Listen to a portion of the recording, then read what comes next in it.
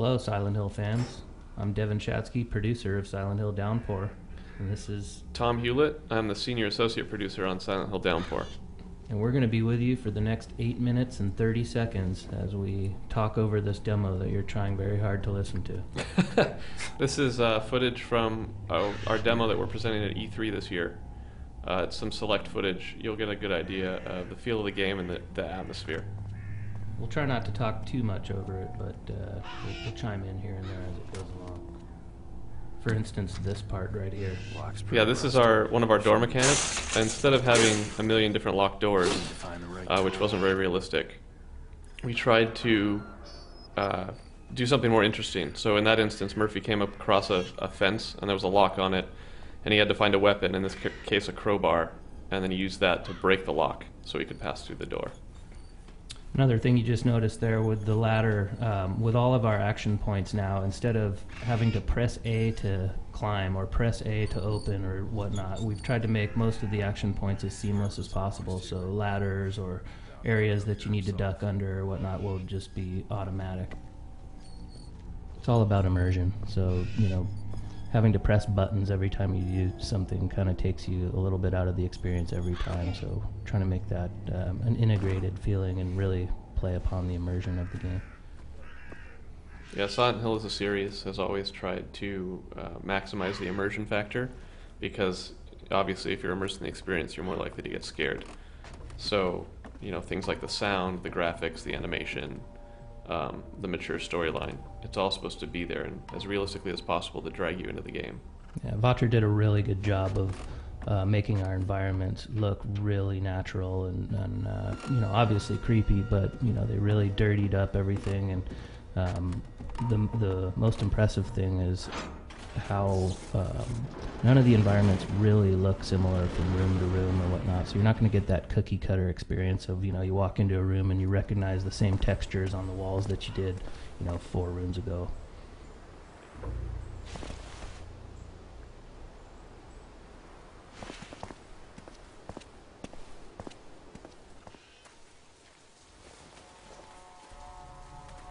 You can't undo it. Another thing we're doing for immersion is having self-talks, like we did in Shattered Memories, where instead of hitting a button and seeing some text about what the player thinks, Murphy will just sort of think to himself or say things about what he thinks. The examples you're seeing here are placeholder for the time being. So in that last scene, Murphy talked an awful lot. We're still balancing those so he doesn't sound like a crazy person or anything like that.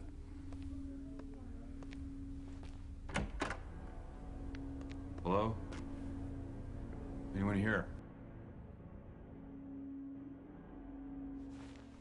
We've got some optional events throughout the game, so opening this cash register is not required. He's not solving an obscure puzzle or anything. He just saw a jukebox and found some money in the register. And now he can play an old fan favorite.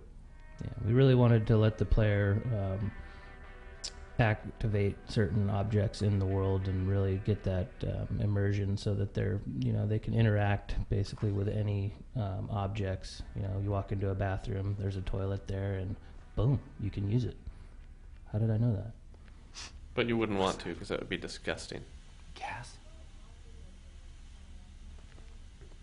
And here Murphy notices a gas leak, so he thinks he'll be a good Samaritan and maybe shut that off.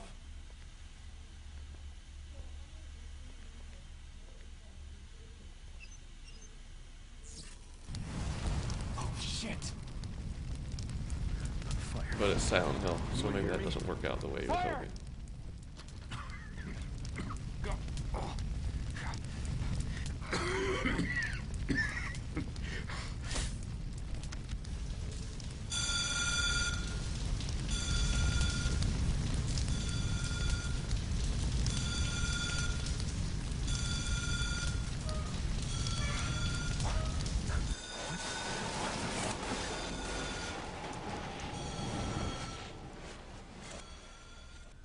And there's our first Otherworld transition. You'll notice it had a lot to do with the water coming from the ceiling, and it did not in any way resemble the movie or Homecoming. We just want to make sure people notice that. Sometimes they miss it. It also looked nothing like Alan Wake. One key thing we try to do with our other world sequences in Downpour is think what you're doing change from moment to moment, so you never get too comfortable. You never really feel like you know what's going to be around the corner. We've also have a slight homage back to the older games with a lot of fixed cameras interspersed throughout the environments, which you saw an example of back there. You'll notice this still looks vaguely like the diner, but it's not the path Murphy just took to get in here. It's a totally different space. So in some of our past demo write-ups, a lot of the journalists commented about the smoke monster that chases Murphy throughout some of these nightmare sequences. That's actually was placeholder back then when they had seen the builds, and this is what it was placeholder for. We've also replaced the plane crash with a bus crash. Yeah.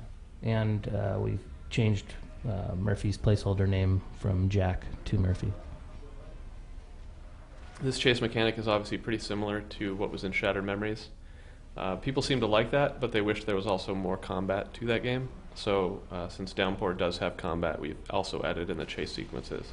So you get a nice balance of both.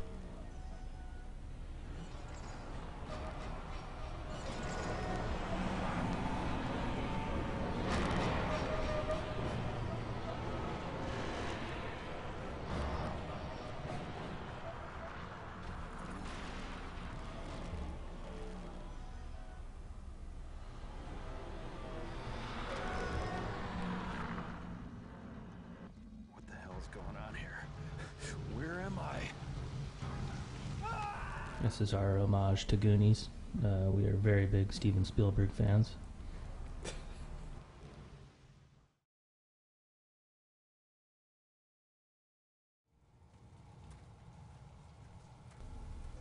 So what the? So here's a small taste of some of the combat in Downpour.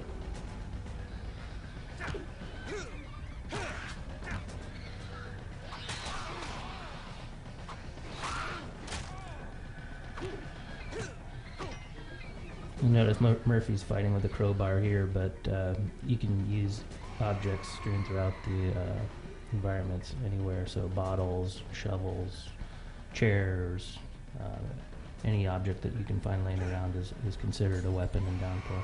And you'll see instead of shifting through an inventory full of millions of objects, Murphy just walks up and picks up a weapon, so he can fight with whatever's in his hand.